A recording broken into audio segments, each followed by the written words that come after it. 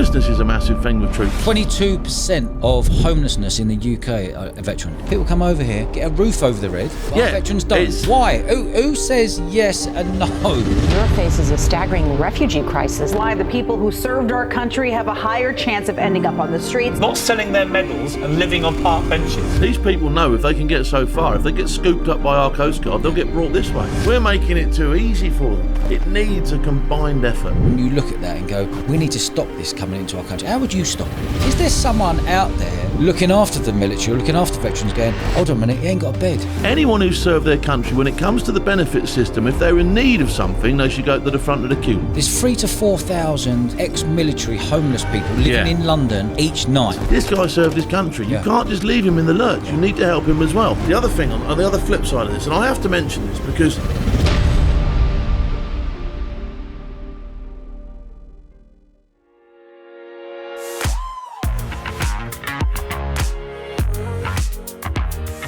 Phil, welcome back to the show, mate. Mate, I'm glad to be here, love it. Mate, the part one we did was unbelievable. I can't believe it. Do you know, it's proper humbling as well for people to sort of like, some of the comments on there were insane, weren't they? Do you know what I mean? Crazy. And so, look, people are watching now again. I can't thank you enough for that because it was like, do you know, what a morale boost for my mental health, if nothing else. Absolutely. Do you know what I mean? Brilliant. Well, it was all off the cuff. Amazing stories, great bloke. Two fellas just having a chat off the cuff, see what happens. Yeah, seriously, I felt so relaxed in it. Yeah. And I think that's testament to the way it came across. But Lovely. you know, obviously your team did a great job of putting it together, and lots of people watched it. Yeah, mate. What's it? 500,000 people already have already watched it, and the comments are ridiculous. Everyone loves it, mate. Everyone absolutely loves it. It was fun. No, like I say, it's a humbling thing. You know, some of the comments on there. And then what we did after that one, I invited you to my Bournemouth Sevens festival. Yeah, you're a dark horse for that, mate, because that's huge, isn't it? That's bigger than Ben Hur. And I'm like, I thought I was just turning up to a field to watch a bit of rugby. Yeah. And all of a sudden it's like, hang on a minute, there's a fence all the way around it, there's a way in, there's a secret way in it. Yeah. 30,000 people partying in a field for 3 days. Unbelievable, wasn't it? Yeah, it was good though, wasn't it? Yeah, it's a cool theme as well. Yeah, it's a vibe going through, isn't it? Which was really good. Sport and music festival, you know, like 100 DJs, bands. It's what people like, isn't it? Sport and festival. Anyway, what I liked about that is a couple of things I want to go back on. It's the first thing, how much weight have you lost since the last time you come here? You're looking great, Nick. I've lost 6 stone. So I boxed and I had my fight. I boxed and I took the fight purely to get the weight off, really, because nothing worse than turning up as a blob and getting beaten up. Do you know what I mean? So I was like, no, I've got to get some weight off. What was the trigger point for you? Was the trigger point when you noticed yourself on screen after seeing this? The trigger point for me, and this is no word of a lie, I was having a chat with a fella Christmas last year, right? And jokingly, he said, it wasn't even jokingly, he said in the conversation, someone said, why are you losing weight? And he said, because I can't reach my arsehole. When I can't wipe my arsehole properly. And I swear to Christ, I was sat down and I went for the toilet paper and I'm like, bloody hell, that's a bit, I can't get it. Do you know what I mean? I'm like, I can't get it. And it literally, I was like, you blob. I fat shamed myself. I had a little, one of them conversations in the mirror again. Phil, you are out of order, son. Do you know what I mean? What are you doing to your body? Do you know what I mean? And that was it. I was like, no, I've got to do something. Yeah. So So you've lost 6. You've lost 6 days. What month are we now? We're in August. August now, yeah. You come in on when did you come in, Josh? I can't remember. Like 3 or 4 months ago. Yeah. 3-4 months ago. Tell me the process what you've done to lose that weight for anyone listening. I have changed my diet completely. Yeah. I've not touched alcohol. I've trained. I've done some insane sessions. I've been really lucky because people like Scott Welsh have helped me along. There's Udairs gyms in Bournemouth here. That's run by an ex-lab from SF. Yeah. Great lad. So I've had some great support. Do you know what? One of the things that really helps me is I've documented the whole thing on social media. Yeah. So there's no escaping now, is it? Do you know what I mean? Because you go back and you're like, what a tit, do you know what I mean? So I can't do that now, you know what I mean? I've like pushed myself in a position. But one of the things that really keeps me going with it is the fact that a lot of people have joined in with it now. A lot of people are doing it with me. They're going, Phil, you've turned my life around. You've done this, you've done that. And I'm not, to me, I'm just, the proof of the pudding's here, isn't it? Do you know what I mean? So, yeah, I had to do it. Like, I've got a son, 2 sons in the military. I couldn't even go on the hills walking with them. Do you know what I mean? I want to go and show them what I did and, have a little bit of a chat with them. And all that stuff's opening up to me again now.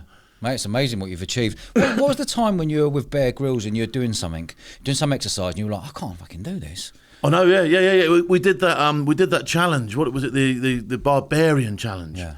And basically, you've got to pull 40 kilos on a sled. You've got 20 kilos on each arm, 10 kilos on each foot, and a 20 kilo vest all sound daft. You've only got to go for a mile. I got about halfway through it, and I'm like, geez. And Bear stopped it. I wasn't going to stop it. My eyes are bulging, like, you know. My heart's going. I'm like, I'm going to die. And Bear's thinking, not in my back garden, son. You know. What was the point? Remember, you turned up at Bournemouth Sevens this year in May bank holiday, and you were like, Dodge, I've got hunted Channel 4. And they want to come to your festival. Tell me that story. What happened? Yeah. So we've got a guy that's helping us with my radio station. He's going to be head of news and all that sort of stuff. And he was on Hunted as the punter. Do you know what I mean? Yeah. I'm not going to say his name now because I can't because it's not coming out yet and all that sort of stuff. But When's anyway, it coming out? It will be out in It'll be out in January. Okay. Right? So he's on there as the punter, like, do you know what I mean? But he's allowed to have certain phone numbers that are allowed to help him out. So I get a phone call from the show. Can you help? Are you prepared to help out? Yeah, of course I am. So they haven't put two and two together, right? There's a long story behind this. It was my idea, this show was in the first place. Robbed by Channel 4, I'm going to tell you, right? But anyway, I think to myself, this is a great opportunity to get a little bit back at them, like, do you know what I mean? So I fills in the thing and does that, and I'm put down as a number, and you're only allowed to spend something like 24 hours with them, or 48 if you get extra permission or something. You're not allowed to do the whole thing, or they'd have been they were pulling their hair out in the 48 hours that I had. So one of the things they like you to do is sort of like make a bit of a fool out of the hunters, like, do you know what I mean? So take your punter to places where loads of people are going to see them, and you can make a bit of a noise. So I thought festival, great, do you know what I mean? As soon as you said that, I said, right, let's get him down there, do you know what I mean? But we absolutely made mugs out of them. We really did. And in the end, they were just... I think, to be fair, right, in the end, the producers sort of grassed us up where we were, right, do you know what I mean? Because at one stage, they didn't even know where we were. They're supposed to know the whole time where you are. And at one stage, I'll give them the slip on the way back from Bournemouth to Southampton, went round a roundabout, hid in the fire station, went the other way. They're like, where's he gone? Wasn't it a celebrity?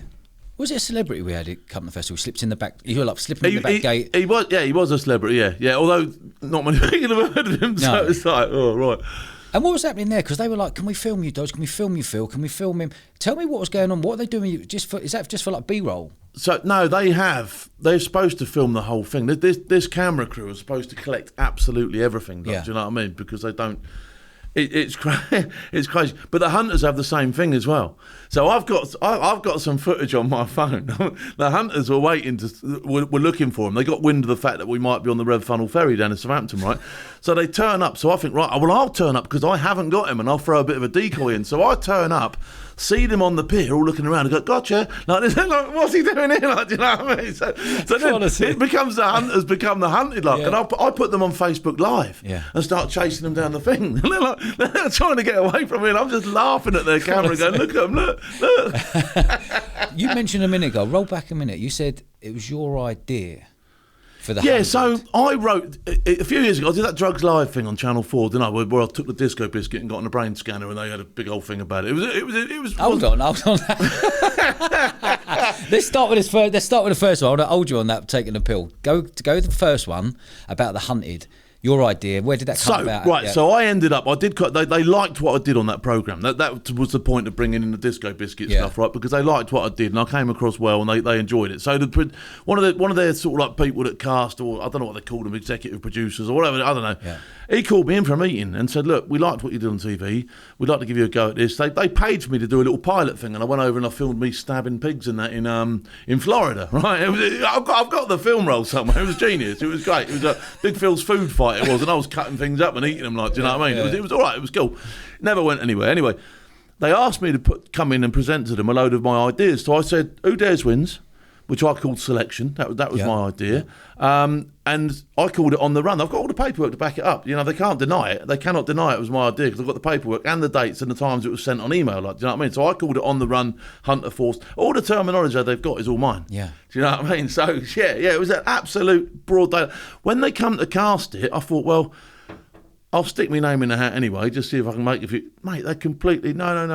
What, they blanked you? Yeah, absolutely mugged me off. So this was a good little opportunity to have a little pop back. And also now, you know, my name's a little bit bigger now. I'm starting to let people know what they did to me because it was bang out of order, Dodge. Do you know what I mean? Bang out of order. Oh, do you remember the fella who nicked the idea? Or Yeah, someone? I do. Yeah, Channel 4. yeah, David Glover. Okay. I know his name. Have you had it out with him? Have you had it out with him? Do you know what? I tried to send him an email, right? And I said to him about Who Dares Wins, and said, you know, you could at least roll me on there. And he said, I've got the email somewhere. His email back was, "Oh, we're a little bit full of special forces types at the moment. Don't think you'd fit in." You're joking. Seriously, yeah. So he couldn't even slip you in and say, you know what, we like your idea, but you know what, we'll put you in there. Yeah. Raise your profile, absolutely. celebrity status. Yeah, absolutely. From the high. Have you seen him face to face? No. Anywhere? Have you seen him pop up anywhere? No. I know he runs a production company now, but do you know what I mean? I ain't got time for the people I love in life, let alone for the people I hate. So I just bygones be gone. But I do talk about it, and I'm glad I've got a bigger platform now. Do you know what I mean? So I do let people know, because that was a scummy thing to do. What year was it when you come up with the idea SAS Who Dares Wins? Roughly, and what year did they launch it? It came out. I can't remember what year. I can't remember what year it was, but I've got it. I've got it all on my thing. But it literally was about a year to 2 years after I came up with the idea that they rolled out with that. And then after that, they come up with the idea of Hunted, which is about the same time. They start. Yeah, so it was all within a year or 2 years. It wasn't. It wasn't. David Glover, if you're listening to this, get Big Phil on the show. ASAP. He don't work for Channel 4 no more. Does he not? Funny Whoever's in charge of Big Channel 4, get he's Big a robber. Phil. He's a robber. You're a robber. Right, I want to roll back a little bit, Phil. Tell me about taking the E on TV. Oh, mate, yeah. So here we go. So this is right. This is genius. So the deal was with Drugs Live. They sold it to me. They said what channel? Channel 4. Okay. They sold it to me that basically we're doing research and we want to know if MDMA or whatever it's called, Mandy, would help troops. You had to say that you'd taken it before, which I lied on the thing and said I had, but I hadn't. Yeah. And so anyway, you turned up at the studio. They was going to give you two roles on it, right? Once you were going to take a tablet and it was going to be a placebo, and once you were going to take it and it was going to be the real deal, and you didn't know which one was which. Okay. So we turns up for the first one, right? And I remember we getting there, but you had to bring someone to drive you home. So Wendy come with me. So Wendy's in the car, like Wendy's sat in the thing. They put you in scrubs and all that. I looked at £10 of shit in a £2 bag. I really did. Like, do you know what I mean? It wasn't my best telly look. I'm going to tell you, right? Do you know what I mean? It was horrendous. So I get these scrubs on. They put a line and all that sort of stuff. They take your pulse and all that stuff. And anyway, so I dumped this tablet. Did they give you half an E or wholly? And they give us a tablet. It was like a horse tablet. It's huge. Okay. I don't know where they got it from. Do you know what I mean? There's somebody around there smiling. Anyway, so I dumped this thing. Half an hour goes by, hour goes by. I've done a few things. They put me in the brain scanner. No change whatsoever. Right. So I'm like, no, that was definitely the placebo. Have a little interview afterwards. Come back 2 weeks later. Same procedure, get in the thing, have the medical, take the blood pressure, blah, blah, blah. I'm like, they give me this tablet, right? Within about 20 minutes, my eyes have gone, I'm like, my missus is looking when he goes, you are fucked. And I'm like, so I'm like, oh my God. And so then, right, so then I start getting a little bit agitated. So they put me in the brain scanner, right? So I'm in there like that, trussed up. And I called Wendy. I said, Wendy, these fuckers. I goes, these fuckers are taking the piss out of me. So this was all explained to me after how it works. Basically, because I'm quite an aggressive person, the drug that was supposed to unlock the love was now unlocking the hatred, right? So Wendy goes over to the producer on the slide, says, right, you've now got a 20-plus stone ex-SAS lunatic in a brain scanner who's pretty angry. She said, have you got any security? They said, no. She said, well, I'll tell you what, you better go and stand outside and I'm going to try and get him out of there because he is getting fucking angry. Like, you know, I'm in I'm getting winding myself up now. The thing's coming in waves. So what I think in my own head, I think they're pumping more in me. They're taking the mickey. I'm like, oh, when's this going to stop? And I was on a roller coaster. I'm like, anyway, so Wendy took the line out of me and said, right, just get him out of there. Like, do you know what I mean? So then I go and sit in this room and I remember one of the questions was, what do you think about Rooney or someone? It was a bizarre question. I got these things, and I'm like, he's an idiot. I hate him. I've got nothing against the fella. Do you know what I mean? I just hated the world. How did an E turn you aggressive? I don't know. Because, right, so the doctor explained it to me. He said, you've got gates in your brain. Yeah. This is how he explained it. You've got gates in your brain. Yeah. He said, when you open them, the emotions go through that gate. He said, so this drug is designed to open up and let all the nice stuff go through the gate. And I suppose if you're in a club and you're loving and you've got people with around tunes on and stuff, and all that, and you're sort of like mellow, You're like, boom. But look, don't forget, I've had training as well, haven't I? Which my training says to me, don't accept nothing that makes you go funny, son. Yeah. Okay. So I've gone against it. As soon as I feel my body sort of like doing stuff that I don't recognise, I'm like, don't stop. Yeah. Do you know what I mean? I'm like, I ain't doing that. Yeah. But that's opened up another gate now, the other way, which is the angry gate, right? So the angry gate's open and all this stuff's flowing into the angry gate and I'm getting madder and madder. I said to Wendy when I got out of there, I was like, well, I call it battlefield anger. Do you know what I mean? When you're in complete control of what you're doing, but you can absolutely no limits on what you do to people. Do you know what I mean? It's like, I don't care because I'm doing what I've got to do now. Do you know what I mean? And is this, where can people find it? Is this on TV? It's just... Did it come out, did it? It did come out, but they cut so much of it. They did, did they? Do you know what I mean? Can you find, where can people find it? Can they find it on YouTube? Can they find it anywhere? I don't know. Oh, no. I've never looked at it since. I've got a couple of news clippings from it. Was there a title to the program? Drugs Live. Just called Drugs Live, Phil Campion. And they had a live show on it. The live show was so funny. I got to go on this live show afterwards, right? And you got Dr. Hilary Jones is there, you know, when you got all these people in this panel, and they're asking you all these questions, and I've got this complete junkie sat next to me, right? And he's going, I love drugs, right? And I'm going this morning, and I'm going, I don't like you. And them drugs that you were saying are so good, absolutely mungled me, like, do you know what I mean? I'm like, yeah, it was crazy. Yeah, it was crazy. What year roughly was this? Oh dear, it's got to have been. I've got to say, it's got to be 2008, something like that. Yeah, it's got. It's quite, and you come out when? I come out in 2001. In one. Yeah. Have you taken drugs since then? No, it's not my thing. It never was. It just ain't my thing. Do you know what I mean? I just never. You must be the first person in the world. Actually, right? That actually went, Phil, don't ever touch nothing like that. Do you know what I mean? So if you bring me a line on a key in the club. Take it away. Take it. It's going to go really wrong for everybody. Like, do you know what I mean? Because as soon as it kicks in, I'm going to start gurning on your head. Like, do you know what I mean? You must be the first person in the world to get ag on a knee. I mean, the love drug. Do you know what I mean? Yeah. I wish I was in sometimes. Oh, I love that. It's so much fun. So, get this. While we're on the TV stuff, what other TV shows have you done? What other TV stuff have you done over the past sort of 10 plus years? So I did loads of stuff for Sky. Then I did that programme called The Pledge. I made that documentary for them. That was called The Pledge? The Pledge was a show that they had, which was a debating show, which put sort of like all different people against each other. Okay. So I was on that for quite some time. And what was that about? What was your role? That could be anything. So you'd be on a panel, sat around a table. I think there's 5 or 6 of you sat around the table, and they would have a news topic of the week, and you'd have your own topic. So I used to try and do a veterans topic every week. Do you know what I mean? And just get people discussing it. And you'd get, you know, you had who did you have on there? The Afwa. She was proper sort of like lovey and lefty and all that sort of stuff. And then you had a few other people, and it was just sort of like, it was a token from every genre, basically. Do you know what I mean? That's how it worked. Like, do you know what I mean? And all they wanted was a bun fight. Yeah.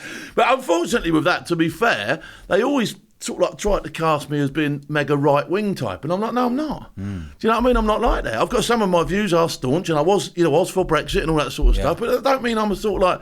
That hasn't automatically turned me into, you know, Hitler. Do you know what I mean? I'm like, that ain't what I'm about. And you said about Brexit, were you full on Brexit, wanting to get the country back? Yeah, I was. Yeah, I just, for me, do you know what I mean? You know, bearing in mind, you know, I took the Queen's shilling. I fought for the country and all that sort of stuff. For me, I don't like the way the Europeans do a lot of the stuff that they do, and I don't see why we should be told to do the things that they've got control over absolutely everything, haven't they? You know what I mean? You'll weigh it like this, you'll measure it like that, you'll pay for it like this. No, we won't. No thanks. You know what I mean? How do you think it's been since we've been out of the EU for our country? I think there's probably a few people regretting that we came out, because access into Europe has been, you know, a lot more difficult. You know, there's a lot of people came home from Spain, they couldn't cope with it anymore. Do you know what I mean? You couldn't keep your car out there. But I think on the whole, we probably are still better off. We are our own people again, aren't we? Do you know what I mean? And I think once we can get round a whole heap of other issues and get a government in place that can actually do stuff for us proper, we'll benefit from it. At the moment, everybody's still got a hangover from being European and all that sort of stuff. I get the feeling. And what about on the TV front? Is it GB News? You go on GB News. You enjoy that? I don't mind GB News. I do quite a bit of stuff for them. You know. I pick my topics now. I don't want to do the political stuff. I don't want to be cast. I don't think you can drag me on television because I'm going to give you the belt-fed, answer that you want. I've got my own opinions. I'll say what I like. Do you know what I mean? So. And what do you think that's done to the country, GB News? Is it giving people a place where they can go, right, this is how it is? It's given... We're saying what we want to say rather than being told what they're trying to do is, you know, I think at the moment there is a proportion of the country that doesn't get a say. Yeah. Do you know what I mean? And isn't listened to in the media. And so it's given way to people that perhaps wouldn't get a say elsewhere. Do you know what I mean? Yeah. Which again is, for me, I should get a say somewhere else. Do you know what I mean? Because So of you my should. views. Do you know what I mean? Absolutely. And, you know, I've had some quite poor experiences with television. Do you know what I mean? It's not been the roses, and you know, I always say I've had all the fame without the fortune. Do you know what I mean? That's the way it's worked out for me. Why do you think? Have you been stitched up anywhere on TV? I stitched up by Sky. So Sky News, when I was working for the Pledge, let me go because they would. I took a rib over to France. Yeah. I filled it full of some squaddies. All right, they were not serving squaddies, but ex-squaddies, and I brought it back and I bounced it up and down the coast to prove how easy it was to go and pick people up from France and bring them home again. Yeah. All right, just to say this has been done.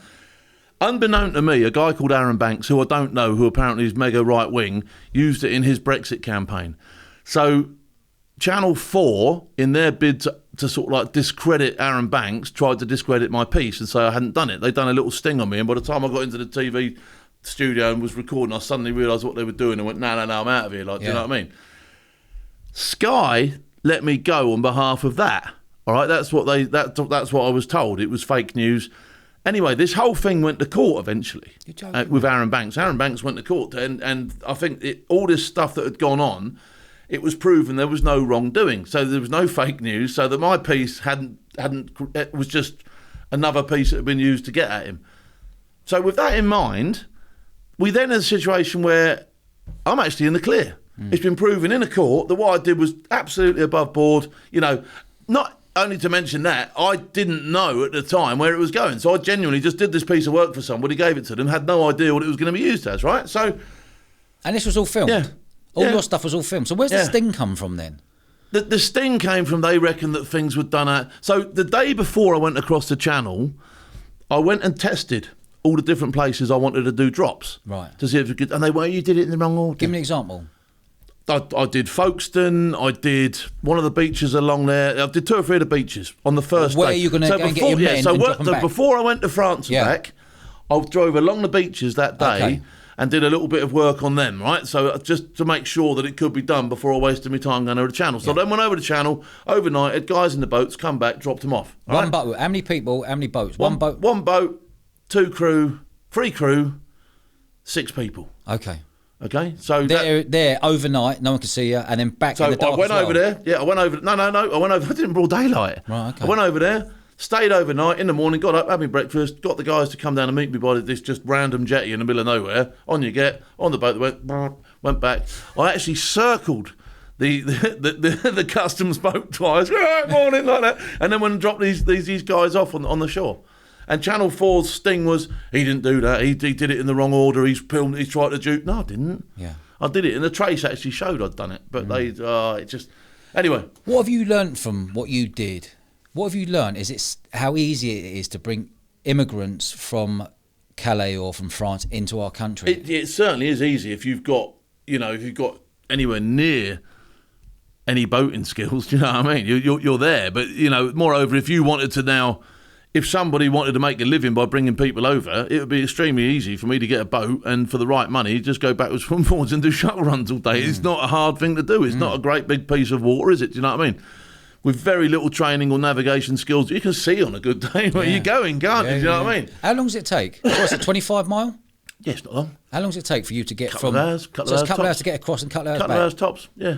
Wow. Get there, turn around, come back again. What do you reckon when you look at that and go, we need to stop this coming into our country? How would you stop it? They need to spend more money on actually patrolling it. The government need to spend more money on actually patrolling it. But the problem is, these people know if they can get so far, if they get scooped up by our Coast Guard, they'll get brought this way. Right. They need to go that way. Yeah. They need to get scooped up and taken back to where they came from. Yeah. Because when someone's an immigrant, when they leave the country it is that's at war or whatever it is that they've had to leave for, as soon as they hit the safe place or the first safe place, they should by right stay there. Yeah. They're coming to us for a reason because they're getting handouts and all that sort of stuff. And in a way, I can't blame them because if you've got an intention of trying to make your life better, then you're going to head for the best. You're going to head to the best place you can. Yeah. We're making it too easy for them. Do you know what I mean? In a way. But, you know, you'd get shot down for that. I have got nothing against a refugee or someone who has genuinely got nowhere else to go coming here. Do you know what I mean? And saying, right, there's a roof, there's food, and we can give you a new life. Well, you say that, right? I've got nothing against that. You say that. And I look at it and think, there's 3,000 to 4,000 ex-military homeless people living in London each night. So I caveat that by saying, and I've said this publicly a number of times before, anybody who has served their country in any way, shape or form, whether it be a fireman, a doctor, a nurse, a soldier, a sailor, anyone who's served their country, when it comes to the benefit system, if they're in need of something, they should go to the front of the queue. There shouldn't be a waiting list. There shouldn't be, no, because I've got Mr. here. He served his country. He's put his life on the line. He's done this for the country, that for the country, the other for the country. So I'm afraid you just leapfrog all those people there and they get looked after first. And 100%. and so there's none of this, like, homelessness is a massive thing with troops and all that sort of stuff. You know, I don't know what the figures are. 3,000 to 4,000 homelessness ex-troops living in London each night. I mean, that's just 22% of homelessness in the UK are veterans. Yeah, it's unacceptable. 22%. It's unacceptable. That's a lot of people. It's unacceptable for anybody to be homeless in this country. But I want to understand, how do people come over here, get a roof over their head, but our veterans don't? Why? Who says yes and no? Who? And why has this not been brought up? It should be brought up, doesn't it? The mainstream media don't cover it as much as they should do. Why? I don't know. There's some quite famous footage, isn't there? All these people rallying for their rights, and then well, can you have a couple around your house? Yeah. No. Well, I'll tell you what. I've had a homeless veteran living around my house. I've had him around there, and his wife. Oh, you? Yeah, and his wife, and his son. He's 18. He's 22-year-old son. Sorry, right? I've had 3 people living in my house. They've gone now, but I had them in my house for 4 or 5 months. Yeah. All right, so I stepped up to the plate and looked after those people because nobody else would. Do you know what I mean? And I'm not going to mention his name or embarrass him or anything like that. I don't want to do that. But the fact is, when you get all these other people campaigning to let these people in, when they're put on the spot, well, go on, then you take a couple of them. Oh, I rent my property. Yeah. Oh, I can't do that. Oh, no. Yeah. No, so it's, you know what I mean? As soon as you want to put it on them, oh, no. Is there someone, like, we had this conversation many a time, Phil, over the phone saying, when you leave the military, you've just forgotten about. Is there someone out there looking after the military, or looking after veterans, going, hold on a minute, he ain't got a bed. He ain't got a bed. He ain't got a roof. He ain't got a roof. Who's in charge? There is various charities out there. But look, I think it needs... You know, like when you come out of prison, right? If you do a life sentence in prison, and it's, you know, a lot of soldiers do a 25-year stretch in the army, right? Yeah. So you do a lot... When you come out, you're on parole, aren't you? Mm. So I think there should be like I can't call it parole, but I think when a soldier leaves the military, there should be like a voluntary parole in place for him. And if that takes 5-10 years, and that takes 5-10 years, and he gets a handrail that he can hold on to, that he can go back.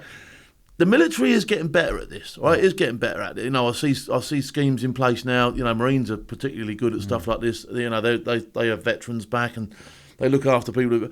But it needs to be recognised. It needs to be systems. What they have at the moment is, you know, in government, they come up with things like the Covenant, the Armed Forces. It's a toothless tiger. Yeah. No one cares. You know, look at Sky News. Their Armed Forces Covenant, and they absolutely dumped on me from the highest heights they could. Mm. That's not Armed Forces Covenant. That's not looking after someone who's served. What would you do if you were heading it up? What would you do if you were talking with government and they went, you know what, Phil, we're going to back you? What would you do? I would, like I say, number one, primarily, I would make sure that anybody who requires assistance or help goes to the front of those queues. Yeah. If they've served their country, they go to the front of the queues. Yeah. Do you know what I mean? So at least leapfrog the people that have come here possibly illegally and all that. They should be at least leapfrogging them. I understand that, you know, veterans aren't the only ones of issues and that there's disabled people. There's all sorts of people there with a varying and complex amount of needs. And I'm not saying poo-poo them and I'm not saying don't help them. But what I am saying is this guy served his country. You can't just leave him in the lurch. Yeah. You need to help him as well. So wherever he is in the queue, it needs to be further forward than at the back of it. Mm. And at the moment, they're at the back. Is there a list of vets, ex-vets, that we can look at and go, right, there's all the list. They're the ones who've got houses or flats or they've got accommodation, and this is the list that haven't? I don't think so. And purely because there's no real sort of like, once you're out, you're out. And that's what I'm saying. So if you put someone out and put him on a probation system, whereby he was out but he could still go back, but you knew that he was doing okay, then at least he would have some sort of fallback. But at the moment, there isn't that. So once you've gone through the gate, you've handed your ID card in, see you later, you know, unless you off your own back stay in touch with comrades and people and, you know, touch base with regimental associations and all that sort of stuff, you are completely forgotten about. No one cares. And that's a massive net to take from underneath somebody. And do you not know anyone? Perhaps... Is there not anyone fronting this, going, this ain't right? Because I see it being touted out there here and there. Oh, veterans haven't got anywhere to stay. There's homelessness everywhere, and it kind of just gets shoved under the carpet. But it's the same as forces charities, isn't it? They all sort of like they're all drawing from the same pool of money. They're all trying to get the same exposure. They're all trying to do the same thing, but actually they get nothing done because eventually they all just sort of like, oh right, okay. Yeah. Do you know what I mean? It never seems to go anywhere.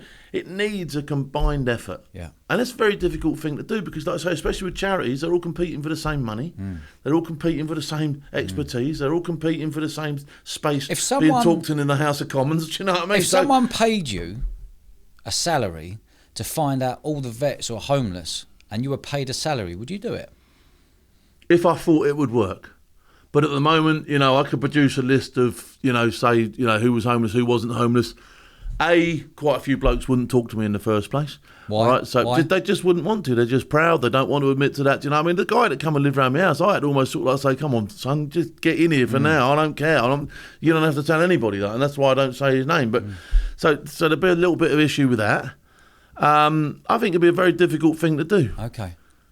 And so the other thing on the other flip side of this, and I have to mention this because I come across a lot of veterans who are extremely competent and extremely successful when they get out as well. Do you know what I mean? So we know quite a few. Yeah. So there's a lot of guys doing extremely well, but I think as a community, there's a lot of people who are sort of like let go by the wayside, who then can't get back on the ladder and just, you know, let drift, and that's how you end up with the homelessness. Right, Phil. I'm going to throw you off guard here, mate. Go on then. I'm going to throw you off guard. There are 195 countries in the world. Okay. You don't know what's coming, right? I haven't been to all of them, I can tell you I know, that. I'm sure. I know you've done. I know you've done a fair few. I'm going to throw a couple of names out there, and off the cuff, I want to see what story you got. Yeah, come on then. Let's go with... I'm going to really throw on this one. Let's go with Togo in Africa. Togo. Togo. Yeah, I did go to Togo. Oh, I've got a story about Togo. Right, here we go. So I went there to Togo. Anti-piracy. So anti-piracy was predominantly around the other side with Somalia. That was where all the anti-piracy was going. This started to become a problem around Nigeria, and that branched out down the West African coast. Now, the West African coast is barking, and it's bonkers. There's always something going on down there. Yeah. So it was a different sort of piracy. They weren't taking the ships, but what they were doing was standing people to and even clubbing a few people and sorting them out that way. Like, do you know what I mean? And they were taking stuff.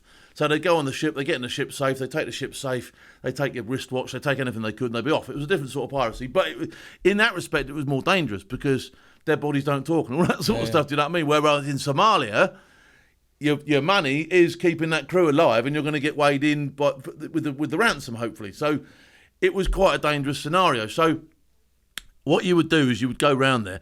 Now, it's very difficult for round-eyed white people to carry weapons in that part of Africa. They've seen far too many military coups. They are petrified of people going into small countries, you know what I mean, and helping people overthrow them and all that sort of stuff. So it's a big no-no. So, for instance, if you went to Nigeria, you get on the ship and then you get some local coppers that come and join you. Like, do you know what I mean? For me, I was at, well, it's the best of a bad job, and do you know what I mean? At least if they lay their weapons down, I'll have something to pick up and carry on with. Like, do you know what I mean? So I went to Togo.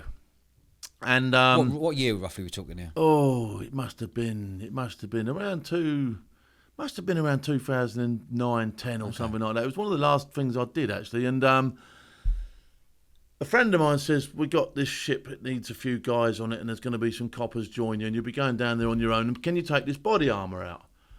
And I knew there was going to be a problem with body armour. I just, you know, they don't, anything military-wise, if you turn up with great big black bags, you know what I mean, looking like you're special forces on an op, just about, you're going to have a problem. So I said, look, have you got the paperwork for these vests? Yes, no problem, Phil. Here you go. Show me the paperwork. Yeah, great, lovely, all signed, all stamped. Been to the embassy in London. Yeah, not a problem. This guy's going to bring 4 sets of body armour out, ballistic, whatever it was, I don't know, do you know what I mean? Yeah, they're in a bag, I've got them in a bag, they're in the bottom of the plane, so not a problem. So I said, oh yeah, okay, I'll do the job, right? Flies over there, gets off the plane, gets into this arrivals terminal, it's proper hot, there's no aircon, do you know what I mean? It's honking, it really is how the other half live like, do you know what I mean? It's minging, right? Yeah.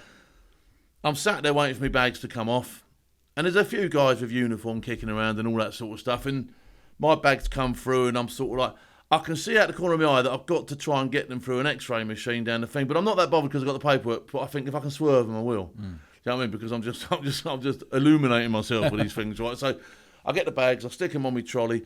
I'm walking out. Someone else goes into the thing, so I walk round the side. Not a problem. Gets away with it. I'm like, wow. How easy was that? Yeah. Boom, straight into another bloke who puts his foot on the trolley. No, sir, you must go back. Yeah.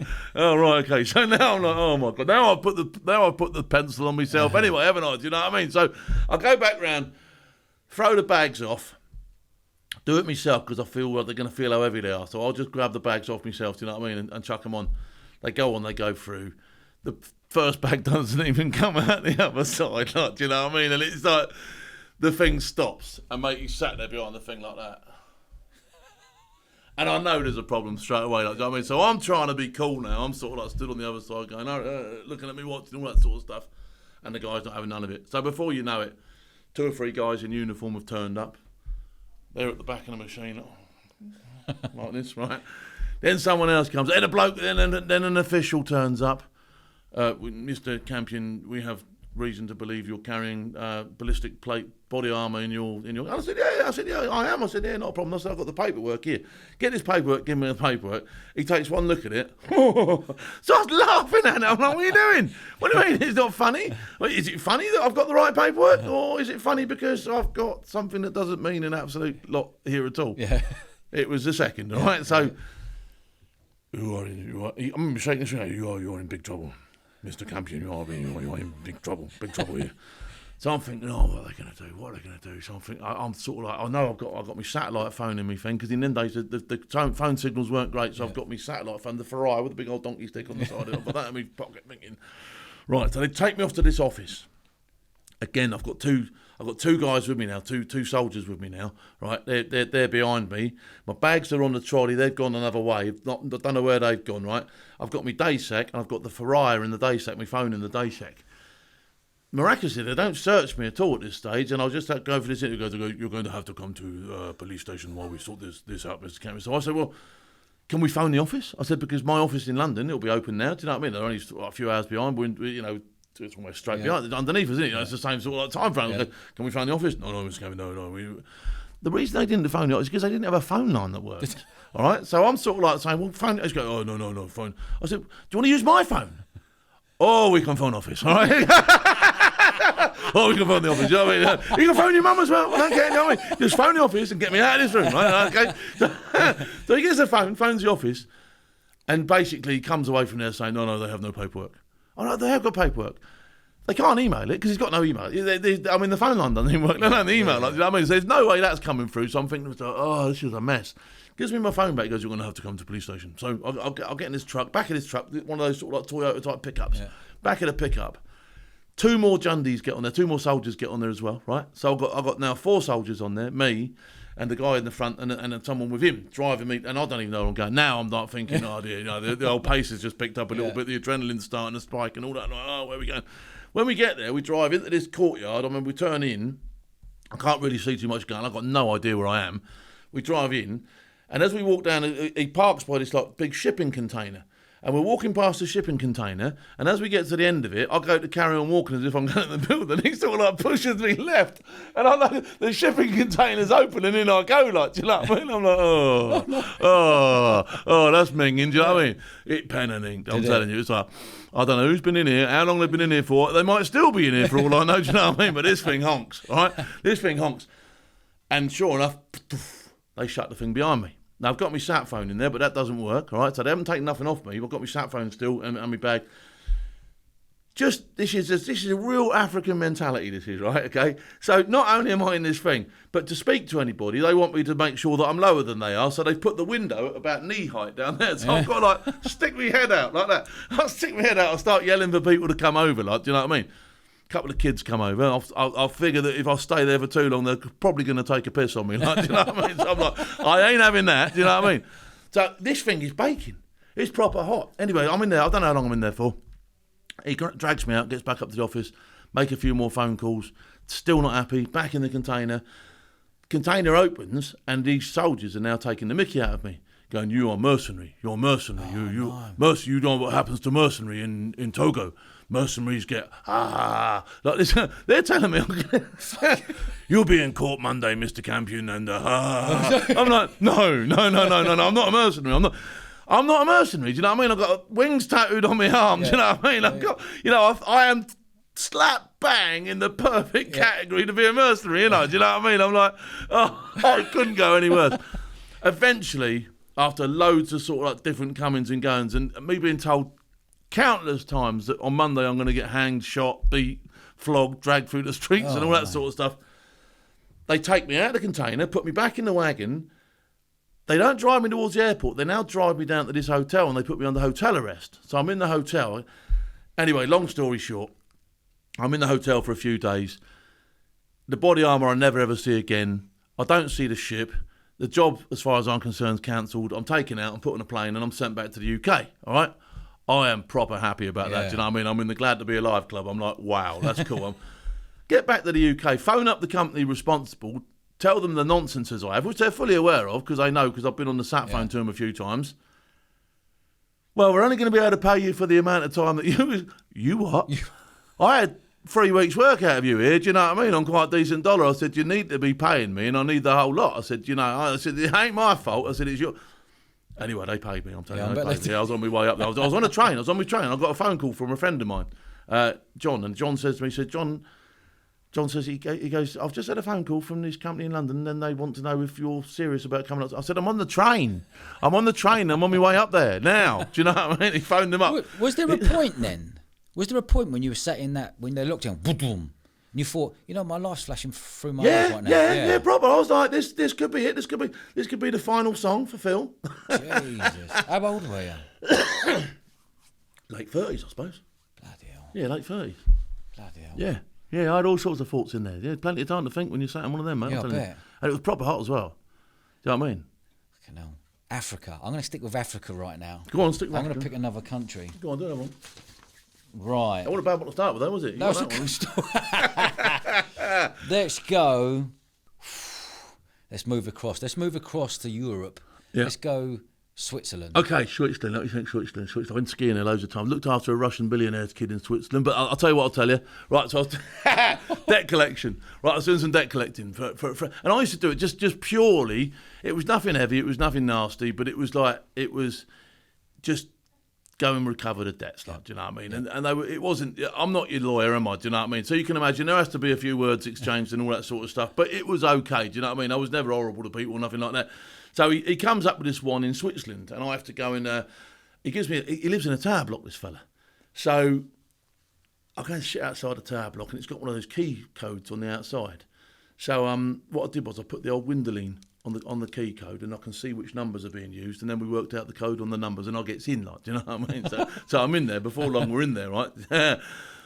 We find out his flat number, which we knew. We goes up to his flat, and we chaps the door. Me and this other fella went with me, and he's a grizzly-looking person as well, do you know what I mean? So we've chapped the door. Mr. So-and-so, can't remember his name. Mr. So-and-so, we're here on behalf of so-and-so. We want to speak to you about so-and-so. He knows straight away. He's shaking like a dog having a dump. He's like, they're here, do you know what I mean? No, he knows what's coming, and he's like, So he says to me, he says, I genuinely haven't got nothing. He said, I've got nothing. He said, I'll let you in. He says, I've got nothing. And his wife and his kid were in there, right? His wife and his kid was in there. And he says, I've got nothing. He says, but he said, look, if you want to do what you got to do to me. He said, but just please leave my wife and my child alone, right? So I'm almost welling up, right? You know, best debt collector in the world. No, I'm almost welling up. So I go in, right? He's got like a trunk, which he says has got some clothes in it. His wife and his kid are sat on that. There's no furniture. He's got no car, and he's got no money. So I'm like, right, okay. I took him to breakfast. I went and fed them. I'm like, right, I said, look, you'll have to come with me. I'll get you some breakfast, I said, and then I'll be out of here. And I phoned the geezer up who sent me over. I said, look, I can't recover any money off that. Do you know what I mean? But what I used to do, I was quite clever. So whenever I did jobs like that, I used to always take at least enough to cover my expenses and a little bit of bunts beforehand, do you know what I mean? Because if someone's genuinely ain't got nothing, nothing you can do. I mean, I can dangle him by his toes, but I still ain't going to get nothing, and then I'm likely to get beat up myself, or lifted by the authorities. You know what I mean? So there's absolutely, if they got something, then they got something and they're hiding it from you, then maybe it'll be a different story. But Nah, you can't do that. Did you get paid for the job, even though you didn't collect anything? Yeah, so I you're would, like I guaranteed say, your I wage. said all my expenses have got to be done, and I built enough into that expenses package that I could walk off with a couple of quid afterwards. You know what I mean? happy day. Otherwise, I've just wasted my time, haven't I? Do you know what I mean? Right, let's pick another country, mate. I'm enjoying this. I want to find a country where ain't got a story. Right, let's go Pakistan. Pakistan. Pakistan. So when I was in Afghanistan, I worked for the European Commission, and we used to do money runs into Pakistan because there wasn't the money, US dollars, in Afghanistan to pay all your locals and all that sort of stuff. So you'd have to go there, get the money, come back, change it into Afghan, then change it, and then give it your locals and all that sort of stuff. And we used to go up there probably, sometimes we used to drive, sometimes we used to fly, anyway, we used to go up there. But we used to have such a laugh up there because it was like, there wasn't much going on in Afghanistan in that days. But when you got to Pakistan, if you knew where to go, you could go and have a drink or a few beers and that, do you know what I mean? Or you could, the Marriott Hotel was just like Marriott anywhere in the world. It was great. The one that got blown up eventually, didn't it? Yeah. Anyway, so we used to go up there quite a bit and we used to have quite a good laugh. And one of the ambassadors used to love golf. And he says to me, he says, we're playing golf, he says, tomorrow. He says, and he said, you're going to have to come, because I'm there to look after him primarily. So he says, you'll have to come with me. So I said, yeah, no drama. I said, what do I need to wear? He said, you won't be able to wear what you got on. I've got like khaki like trousers on, do you know what I mean? I'm like the typical bodyguard at the time down the thing, the old fishing jacket on and all that sort of stuff, do you know what I mean? I'll stand. So I goes down the market, right? I buy these big long socks with tassels on, these Rupert Bear shorts, and the brightest pink shirt you've ever seen with yellow arms, right? It's ridiculous. And turn up to play golf the next day, right? So I turn up and he's like, what have you come as? Get there, right? So in Pakistan at the time, in Rawalpindi, I think it was Rawalpindi, right? You could go on the golf course, right? And you would get not just a caddy, so you got someone to carry your bag. You'd have somebody who would get the ball out for you. Another guy that would run down and tell you where your ball had gone. I had like an entourage of about 15 people around me. And as you're walking up to the tee, you're like, "What iron would you like, Mr. Phil?" I go, I would like the club out, please. I've got the club. Get the club. There's nothing called the club. You're like, get the club, Mr. Phil. I want the club, right? So he gets the club. I've got the club, right? Where's the ball? All right, get ball for Mr. Phil. He gets the ball, he puts it down, he puts it on the tee, polishes it, puts it down like that, and he goes, all right, Mr. Phil, ready? And this goes, oh, great shot, Mr. Phil. That is, okay. And he looks at me and he goes, where do you want it to go? I said, it went down there, didn't it? Yes, went down there, right? Run. Guy takes the ball, puts it where you want it, like, you know. You get down there, right? You get down there. Give me another club, right? I'll have one of the flat ones, mate. Yeah, flat one for Mr. Phil. Right, out it comes, right? Yeah, stood in the middle of the fairway where my ball landed, right? And the guy actually comes out and he'll tuft it up. So it's nice to hit. He'll tuft it up like that with his fingers. Proper job, done it a million times. Tufts it up so it's sat there perfect. Great line, Mr. Phil. Great line. Great shot, Mr. Phil. It was just such Genius. What a great laugh. And at the end of the day, like, I used to tip them huge, like, do you know what I mean? Because we went back 2 or 3 times because we looked after them, like, do you know what I mean? They'd absolutely roll out the red carpet every time. It didn't matter where your ball went. Didn't matter where you went. Mr. Phil, great shot, Mr. Phil. Great shot, Mr. Phil. And when you get it, great line, Mr. Phil. Great line. It was such a laugh. Yeah. So there you go. That's Pakistan for you. Oh, mate, lovely place, lovely people. This they is really getting were. better, Yeah. right? Botswana. Botswana. What do I do in Botswana? Oh, Botswana. So I went to Botswana with the regiment, and I did a team task, and it was like my old unit were out there on a trip. They were doing some arid training and a bit of stuff, and they would go up to the Okravanga Delta and all that sort of stuff. And it was like an overseas trip for them. So I went over there, it was sort of like the SAS man, and I would do a bit of survival with them, a bit of shooting on the ranges. And we had a great time. Anyway, I got a week's worth of R&R, rest and recuperation, where they said, right, you're going to go down into Gaborone, and you're going to have a week off. So we drove down there. Unbeknown to me, they took us down with 3 white Land Rovers. So we've gone down in thingy, and the guy who was in charge of the detail of getting me down, says, Phil, he goes, I'm getting out soon. He goes, I want to do a bit of bodyguard. He goes, can I pretend to be your bodyguard when we go down there, right? So I go, yeah, no problems. So he goes down there in convoy, all right? The cars pull up, they open the door, they take me upstairs, right? Then they go downstairs and they go. So I'm sat there in my room. I'm down. It's boiling hot day. The aircon's on, but I'm down to my underpants, sat on my bed, scratching my nuts, that sort of stuff. Do you know what I mean? Thinking, oh, lovely, can't wait for a beer. Like, do you know what I mean? Yeah. There's a chap at the door. Opens the door. Your Highness, there's this guy there bowing and scraping. And, Your Highness, your champagne is here. Right, okay, my champagne. He brings in this bottle of champagne. He said, and the staff would like to meet you. He said, I said, what do you mean the staff would like to meet me? He said, well, Prince. He said, he told him on Prince Harry, right? He told him on Prince Harry. Now, Prince Harry was only about 4 at the time. They didn't even know, like, do you know what I mean? He said, yes, he's going to be the next King of England, right? He told him on the... So they now think they've got royalty staying there. As I come down the stairs, the whole staff, from the cleaner to the bloke that owns it, are lined up. And I'm shaking. Mate, and I'm shaking everybody. Mate, I'll tell you what, I got back to my room, right, and I phoned him up. I goes, mate, thanks for that. They wouldn't even let me, no, you can't go there. I couldn't do nothing. I couldn't get out of the hotel. No, too dangerous. Mate, that is quite... Yeah. How funny was that? All the stuff, the maids, like that, all curtsy, and everyone's like giving these mad, exaggerated bows and that, like, you know what I mean? You're all right, son, you're all right, mate. Right, there's loads of countries here. That was we could do... If people are liking this, right, Phil, we could come back and potentially do a part 3. We could do, yeah, geography around the world, or we could do... around the world, not with Phileas Fogg, but with Big Phil. Big Phil, around the world. Or we could do Ask Phil Anything. Ask Phil anything you like, yeah. Or a Q&A. What do you reckon, Q&A. All right, Q&A would be fun. Yeah. A Q&A yeah. with Phil. What if we did something, Phil? Just throwing it out there.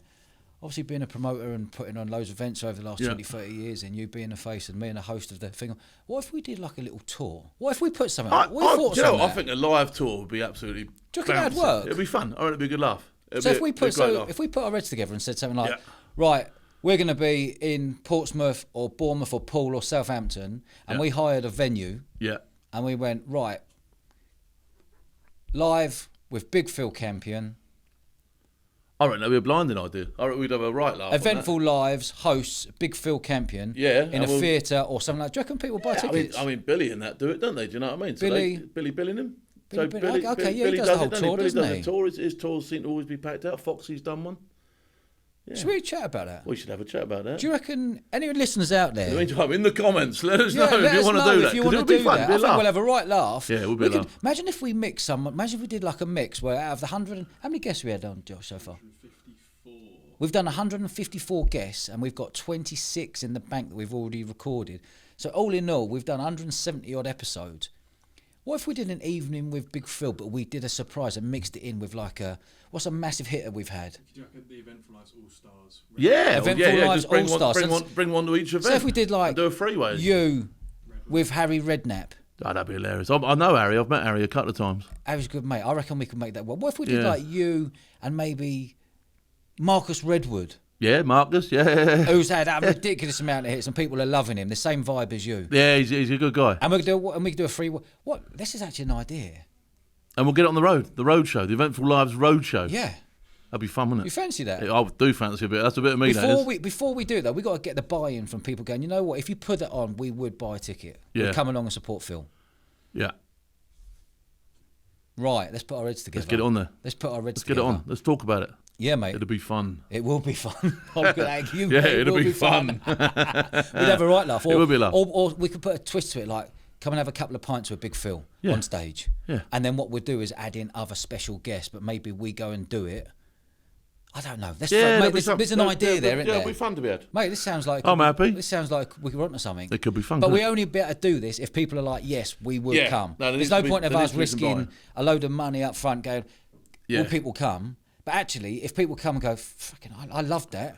And then who knows? If there's anything like the cruise liners, and I talk on the cruise liners, and if I go on to P&O, I would expect anywhere between 700 or 1,000 people would come and watch me on the cruise liners religiously throughout the whole thing. Hold on. You doing the cruise liners? I'll do the cruise liners. Tell me. I love the cruise liners. Tell me. So, I do P&O at the moment, and I go on P&O, and every sea day I put on a talk. So my first talk is called Born Fearless. My second talk is called Selection. My third talk is called Opera Hours. My fourth talk is Anti-Piracy. It goes on like that. I mean, so everything I've done, I do a talk about. Yeah.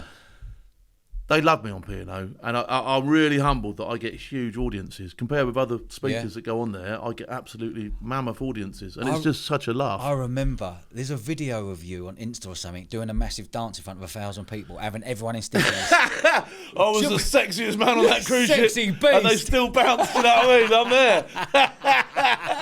there. Phil, let's put our heads together. Yeah, let's get some comments going on here. Let's put our heads together and make this happen. Yeah. Mate, wicked. Let's do it. Yeah, mate. All right. I've really Nice enjoyed this one again, Phil. Cool. A great part 2. If they want part 3, we'll do a part 3, shall we? Nice one. All right. You're a gentleman. Let's have it. Good man.